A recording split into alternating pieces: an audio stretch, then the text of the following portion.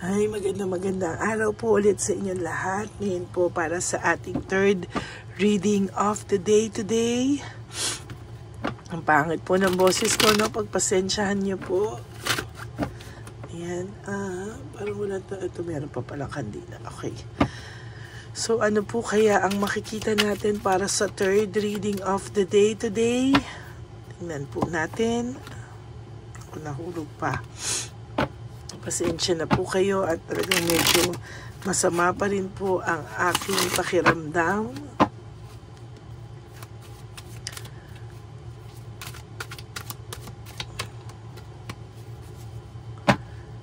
Okay, pili po tayo ng 10. 1, 2, 3, 4, 5, 6, 7, 8, 9, and 10. Ayan.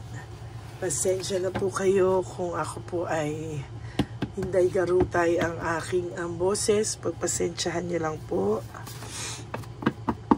Sana po napanood niyo na po ang first and second reading of the day today. Yan. Bago po kayo tumakbo dito sa third reading of the day today.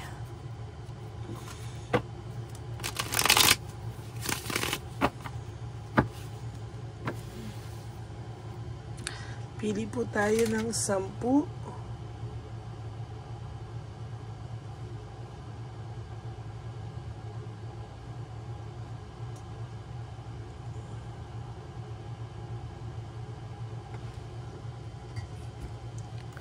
So, 1, 2, 3, 4, 5, 6, 7, 8, 9, 10. Okay, tingnan na po natin.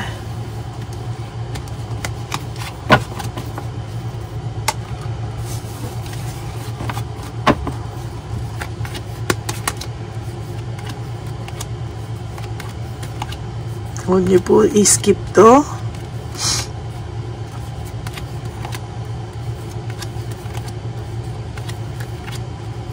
Yan. Huwag niyo po i-skip to para alam niyo po na tayo ay nagko-connect sa isa't isa.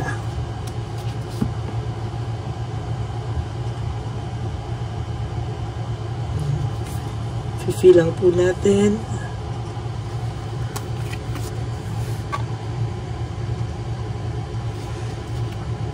May nangyayari pong pagbabago, no? May nangyayari pong pag-ikot ng faith nyo, no? Actually, sa nangyayari po dito ay talagang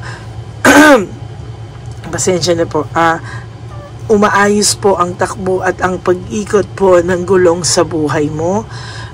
Kaya lang po sa kanya naman po gumugulo ng gumugulo, no? Yung gulong po niya ay gumugulo ng gumugulo, yung takbo ng ikot ng kanyang gulong, no? Sa ngayon po ay pinapairal na lang po niya ang kanyang utak para po hindi po ito lumabas na kahit papano ay parang lumalaban pa rin po siya para hindi po siya lumabas na talunan. Iniiwasan niya pong isipin mo o isipin ng mga tao na isa siyang talunan. Ayaw niya pong lumabas na isa siyang talunan. Ay, pagpe-pretend po ng pagpe-pretend, no?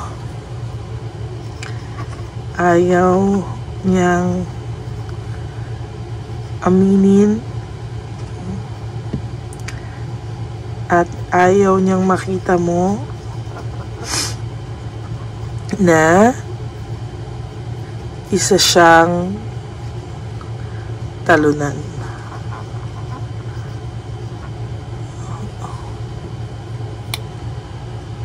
Ayaw niyang aminin at ayaw niyang makita mo na isa siyang ayaw mo na isa siyang talunan.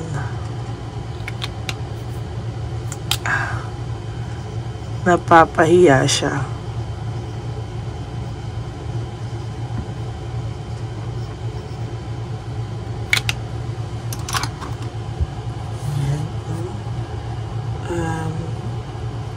Sa totoo lang po, ayaw niya yung ganun pakiramdam, no?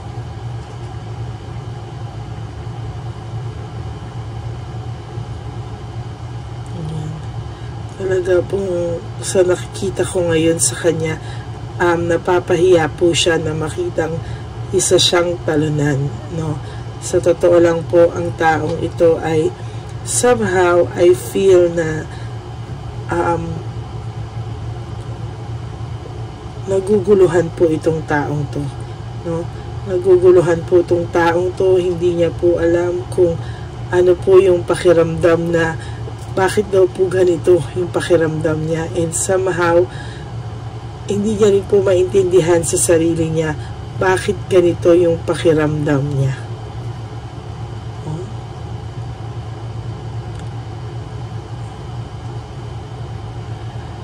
Somehow, I feel na meron din po kinalaman dito yung parang ayaw niya pong napapahiya siya, ayaw niya pong nakikitang napapahiya siya, ayaw niya po yung talunan siya, gusto niya po ay pakitang panalo pa rin siya. Yeah, because of too much pride, no? Parang parang something is bothering him na parang ayaw niya po lumabas na mahina siya, natalo siya. Ayan, no?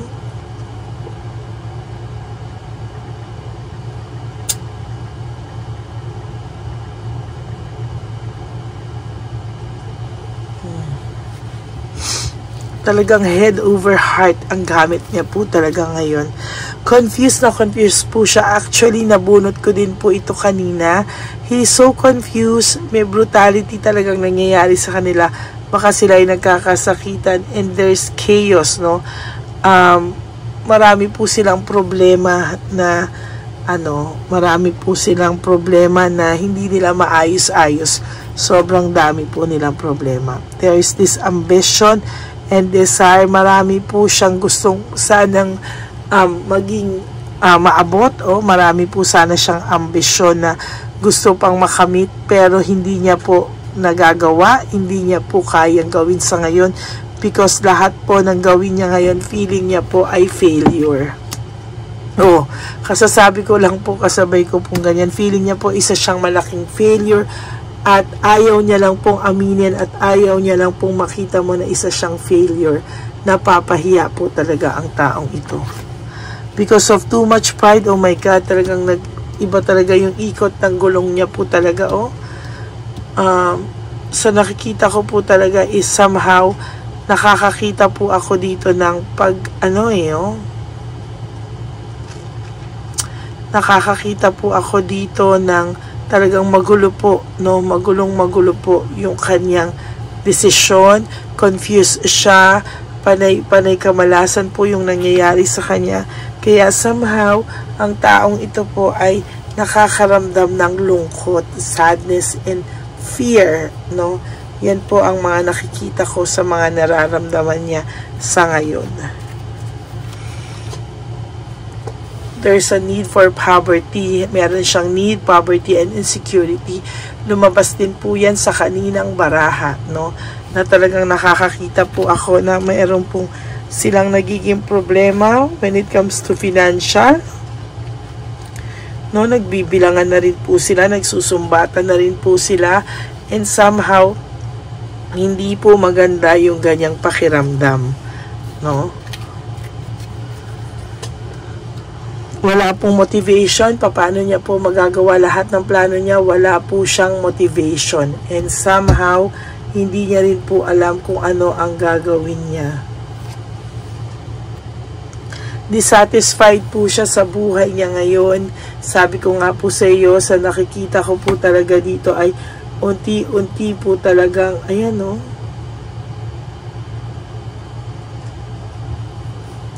unti-unti po talaga siyang nakakaramdam ng dissatisfaction and lack of inner joy. Wala po siyang nararamdamang saya sa pakiramdam niya po.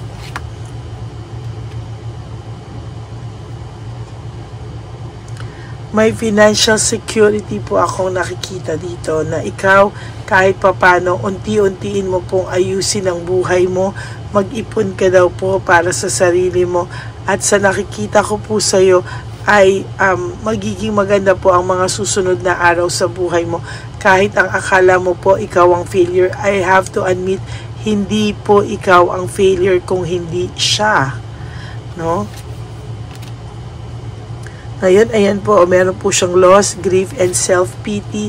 Sa totoo lang po, nakakaramdam po siya ng pagkaawa sa sarili niya. Even si Chabilitang Palaka, she feels, or he or she feels na ano raw po yung pinasok niya, no? Na parang worth it ba talaga tong mga nangyayari sa akin, no? Pero sa nakikita ko po ngayon, hindi po talaga worth it. There's isolation. Ina-isolate niya po ang sarili niya sa mga taong kakilala niya, mutual friends nyo. Talaga pong hindi niya po kaya sa ngayon na ilapit yung sarili niya sa mga taong alam niyang makakarating po sa'yo na siya po ay walang nangyayaring maganda sa buhay niya at nagkaletse-letse rin po ang relasyon niya. There's clarity, no? Sa'yo po ay unti-unting umaayos ang utak mo, unti-unti pong nagiging masaya ka na at natatanggap mo po ang naging sitwasyon nyo. Kaya lang po, ang problema mo na lang po, isa na lang po, na mamahay pa rin po siya sa isipan mo at naiisip mo pa rin po siya sa ngayon. Sorry po. Marami po siyang ginawa sa yung sakit na maraming aksyon siyang ginawa na walang takot, no? Sa ngayon, bumabalik po yan sa kanila. Panay-away po sila, no? Sila po ngayon ang panay-away at sila po ngayon ang walang katahimikan. As a matter of fact, sila po yan ngayon. Sabi po ng person nyo, kailangan niya ng kapahingahan, rest, restoration, contemplation. Gusto po ng taong person nyo at ng Chabilitang Palakayan na magpahinga po from this kind of toxic relationship. Medyo toxic na po ang relationship nila. Lalo na po sa mga Chabilitang Palaka na nabuntis at may anak sila or nabuntisan, patay po lalo ito, no? Lalo po siyang pagsasawaan ng person at talaga pong sooner or later sila po ay bound to end. Yan, no? Kasasabi ko pa lang po, a very powerful day talaga ang Friday, no? Sinasabi pa lang po ng energy ko at nababasa ko sa mga ibang cards, sinasagot po tayo, ayan, no? Leaving home, making decision. Talagang someday magdedesisyon din po ang isa sa kanila at maghihiwalay din po sila because they are not totally happy. Ayan, clash of interest, nagka-clash po ang interest nila. And kung dati po lagi silang malambing sa isa't isa, ngayon po nagbubulyawan na rin po ito. Pero kung makikita mo po sa Facebook na ang saya-saya nila, sa loob-loob ko lang po, tatawanan ko lang sila because alam ko po ang totoong nangyari sa kanila. Okay, that is your third reading for the day. Ayaw man niyang aminin at ayaw niyang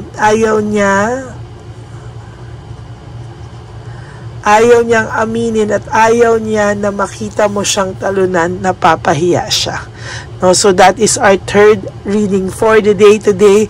Maraming salamat po to all my Lady Elena solid loyalista, friends, family, and subscribers. I love you all from the bottom of my heart. Pasensya na po sa mga hindi ko na-accommodate na reading because I am so not feeling well.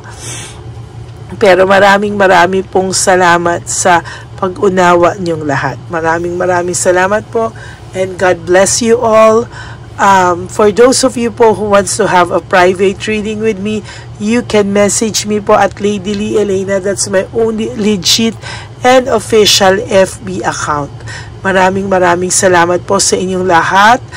At hindi man po ako agad makasagot, agad-agad, but I promise to answer each and every one of you kapag wala pa akong reading, wala akong work. I promise to answer back. Okay? At ano pa ba?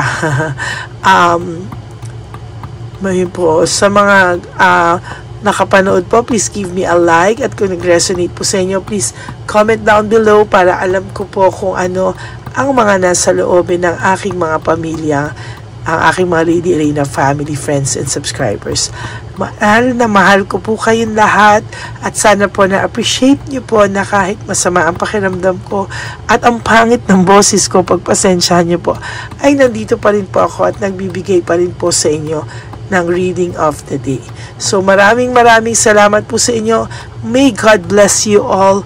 Life is short. Don't make it shorter by stressing yourself from all the pains and heartaches na binigay sa inyo ng kahapon. Just surrender everything to the divine universe and just let go and let God write your life and love story. I will be back for another set of reading. Maraming salamat po sa inyo. And see you all tomorrow po. I love you all. God bless you. Bye!